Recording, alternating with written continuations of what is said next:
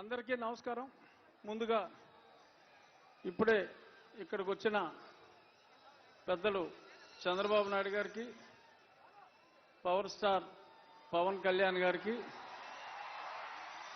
తెలుగుదేశం రాష్ట్ర అధ్యక్షులు అచ్చెన్నాయుడు గారు, నా ప్రియ మిత్రులు నందమూరి బాలకృష్ణ గారికి, ఇంకా నాదెండ్ల మనోహర్ గారు, ఇంకా వేదికను అలంకరించిన ఎందరో మిత్రులు, స్నేహితులు, సన్నిహితులు అందరికీ కూడా నా హృదయపూర్వక నమస్కారాలు. అందరికన్నా ముఖ్యంగా ఈ సభకు ఇక్కడ విచ్చేసిన తెలుగుదేశం పార్టీ కార్యకర్తలు, జనసేన పార్టీ కార్యకర్తలకి నా శుభాభినందనలు. చాలా మందికి డౌటు, అసలు వీడు ఎందుకు వచ్చాడు ఇక్కడికి? తెలుగుదేశంలో లేడు, జనసేనలో లేడు, ఇంకా ఏ పార్టీలో చేరలా, మొన్నే దరిద్ర పార్టీని వదిలేశాడు. ఇక్కడికి ఎందుకు వచ్చాడు అంటే, నేను ఇంకా ఏ పార్టీలో ఇంకా చేరనప్పటికీ ఇక్కడ జరుగుతున్నది ఒక సైకాసురుణ్ణి దింపటం కోసం, ప్రజాస్వామ్యాన్ని పరిరక్షించడం కోసం ఇద్దరు గొప్ప నాయకులు తమ ఇగోలన్నీ పక్కన పెట్టి ఒక స్టేజ్ మీదకి వచ్చి ఆ దుర్మార్గుణ్ణి అంతం చేయడానికి, ప్రజాస్వామ్యాన్ని రక్షించడానికి వచ్చారు. ఒక ప్రజాస్వామ్య రక్షకులు ఒక స్టేజ్ మీద ఉన్నప్పుడు వారికి అభినందనలు తెలియజేయడానికి, పైగా ఇది నా నియోజకవర్గం కాబట్టి అందుకని నేను ఇంకా ఏ పార్టీలో చేరకపోయినా ఇక్కడ ఉన్నా. ఇప్పుడు కృష్ణార్జునులాగా చంద్రబాబు నాయుడు గారు, పవన్ కళ్యాణ్ గారు ఆల్రెడీ కలిశారు. నేను 2 సంవత్సరాలుగా చెప్తున్నా, అందరూ కాదన్నా, ఎంతో మంది అది ఎలా కుదురుతుందన్నా కూడా ఖచ్చితంగా ఒక దుర్మార్గుని అంతం చేయాలంటే బ్రహ్మ విష్ణు మహేశ్వరులే కలిశారు, వీళ్ళు కలవాలి అన్నా వీరిద్దరూ ఇప్పుడు కలిశారు. అతి త్వరలో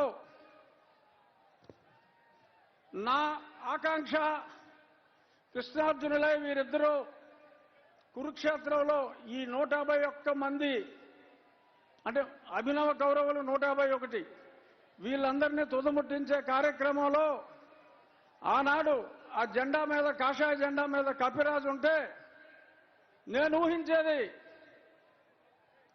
నరేంద్ర మోడీ గారిని, తప్పకుండా పవన్ కళ్యాణ్ గారు అహర్నిశలు మొన్నే చెప్పారు, తిట్లు తిన్నా నేను వదిలేది లేదు అని.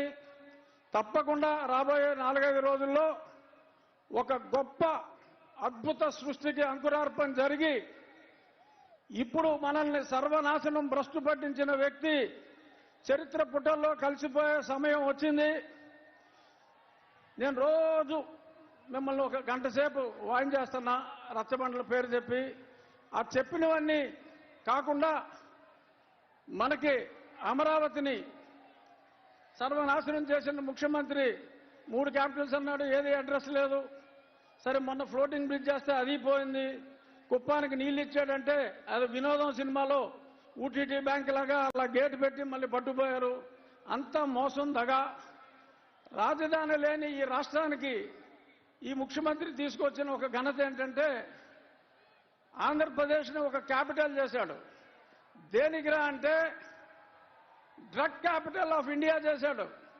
ఎక్కడ ట్రక్ దొరికినా అది ఆంధ్రప్రదేశ్ నుంచే బయలుదేరుతుంది. డ్రగ్స్ దొరికితే మరి ఇక్కడ కాకినాడ పోర్టుకు వచ్చి ఎవరో ఆషికి ట్రేడింగ్ అని దానికి ట్రేసెస్ అన్ని కూడా మనం చూసాం. డ్రగ్ ఆంధ్రప్రదేశ్ని రాజధానిగా చేశారు తప్ప ఈయన చేసిన అభివృద్ధి ఏమాత్రం లేదు. మహిళలు తాలిబొట్లు తెగిపోతున్నాయి పటాపటా పటాపటా. ఆ చెత్త మందు తాగి 60 రూపాయల మందు 200 రూపాయలు ఇచ్చినట్టే ఇచ్చి మీ జేబులు గుల్ల చేస్తున్నాడు. చెప్పుకుంటే శతకోటి. అది ఎలాగో పెద్దలు చంద్రబాబు నాయుడు గారు, పవన్ కళ్యాణ్ గారు ఆ దూషణ భూషణలన్నీ వారికే వదిలేస్తున్నా. నా రిక్వెస్ట్ ఒకటే, భేషజాలని వారిద్దరూ ఎలా అయితే భేషజాలు పక్కన పెట్టి అన్నదమ్ముల్లా కలిసిపోయారో, ఇక్కడున్న తెలుగుదేశం, జనసేన నాయకులు కార్యకర్తలు అందరూ కూడా చిన్న చిన్న డిఫరెన్సెస్ ఉంటాయి, కానీ మనం సర్దుకుపోవాలి. ఎవరెవరయ్యో లేఖలు రాస్తూ ఉంటారు, ఆ లేఖల్ని పట్టించుకోవద్దు. వారిద్దరూ ఎంత అన్యోన్యంగా ఉన్నారో మనం అందరం కూడా, నేను తొందరలో మీ దగ్గరికి వచ్చేస్తా. ఎప్పుడు మా ఈ సాక్షి పేపర్లో ఇంట్లో రాస్తూ ఉంటారు, ఊరికనే ఈయనకి ఆయన టికెట్ ఇవ్వడు, ఈయన టికెట్ ఇవ్వడు, ఆడు పని అవుట్ అని మాట్లాడుతూ ఉంటారు. వాళ్ళిద్దరు ఎదురుగుండానే చెప్తున్నా, మళ్ళీ నరసాపురంలో ఇదే కూటమి నుంచి నేను పోటీ చేస్తున్నా. ఇంతకంటే పెద్ద సభ మళ్ళీ వారిద్దరి సమక్షంలోనే అప్పుడు నేను కండక్ట్ చేస్తా. ఇప్పుడు నేను వెనకాలన్నా, అప్పుడు నేను ముందుంటా, నేను కండక్ట్ చేస్తా. ఎందుకంటే ఇప్పుడు నేను ఏ పార్టీలో లేను కాబట్టి వెనకాలన్నా. చాలామంది ముందున్నారు. ఇంకా పార్టీల్లో చేరబోయినప్పటికీ మరి కొంత చొరవ తీసుకుని జై తెలుగుదేశం, జై జనసేన, జై బీజేపీ. Thank you. ఇప్పుడు